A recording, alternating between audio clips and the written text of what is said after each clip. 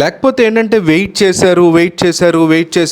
చేస్తూనే ఉన్నారు Pawan Kalyan, Chandrababu Naidu. But BJP party కానీ నరేంద్ర మోడీ కానీ ఎక్కడా దిగొచ్చేటువంటి పరిస్థితి కనిపించట్లా.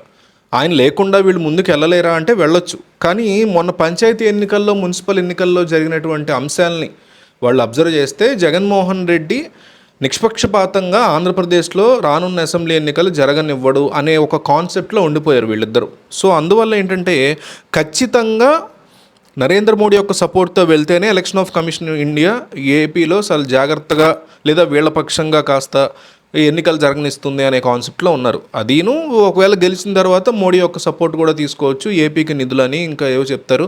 అట్లాగే ఓటుకు నోటు కేసు ఉంది, దాంతోపాటు స్కిల్ డెవలప్మెంట్ స్కామ్ అని ఇట్లా రకరకాల స్కామ్ల ఆరోపణలు ఆయన మీద ఉన్నాయి, కేసులు వచ్చాయి, జైలుకి వెళ్ళొచ్చారు. సో ఇవన్నీ కూడా రూపుమాపోవాలంటే బీజేపీతో కంకణం కట్టుకుని ముందుకెళ్ళటమే బెస్ట్ ఆప్షన్ అని చంద్రబాబు ఫీల్ అయ్యారు, పవన్ కళ్యాణ్ ఫీల్ అయ్యారు. సో కానీ ఎంతకీ తెగేలాగా విషయం తేల్చకుండా ఎప్పటికప్పుడు బీజేపీ నానుస్తూ వచ్చేసరికి విపరీతమైనటువంటి చిరాకు వచ్చేసింది వీళ్ళకి. సో ఫైనల్గా ఏం చేశారంటే ఫస్ట్ లిస్ట్ వదిలేశారు. ఆ ఫస్ట్ లిస్ట్ 10-12 పేర్లు వదిలేరనుకోండి, కంగారు పడదు బీజేపీ, పెద్దగా పట్టించుకోదు. 4-5 పేర్లే కదా, లేకపోతే 10-20 పేర్లే కదా అని. అట్లా కాకుండా 94 పేర్లు వదిలేసింది టీడీపీ. దాంతోపాటు జనసేన కేవలం 5 వదిలింది.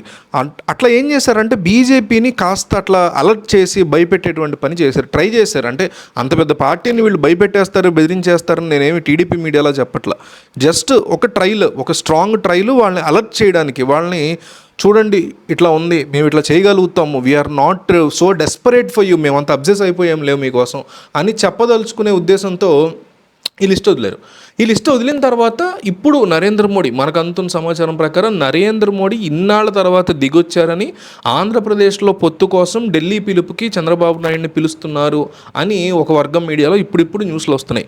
సో నిజంగా ఇది కనుక వర్క్ అయితే ఈయన మళ్ళీ నిజంగా ఢిల్లీ వెళ్తున్నారు, పొత్తు విషయంలో కన్ఫర్మేషన్ వచ్చే అవకాశం ఉంది అనుకుంటే కనుక ఈ రకమైనటువంటి నిర్ణయాలన్నీ కూడా తీసుకున్నది ఈ ఫోన్ కాల్ రావటం కోసమే, ఈ రకమైనటువంటి కన్ఫర్మేషన్ రావటం కోసమే. బీజేపీ తల ఒగ్గాలి, కాస్తన్న దిగి రావాలి మోడీ అనే ఉద్దేశంతో మాత్రమే ఈ 2 లిస్టులు కూడా రిలీజ్ చేసినట్టు. ఎందుకంటే ఒక 20 లిస్టు వాళ్ళు, ఒక 5 లిస్టు వీళ్ళు రిలీజ్ చేస్తే ఏమైందంటే 20 కదా ఇంకా చాలా నెమ్మదిగా వాళ్ళు ఇస్తారులే జాబితాలు, వైసీపీ కూడా అట్లాగే ఇచ్చింది కదా అని లోకల్ అధిష్టానం ఉంటుంది కదా బీజేపీది, వాళ్ళు కానీ ఢిల్లీలో ఉండే హైకమాండ్ కానీ అట్లా ఫీల్ అయ్యేవారు.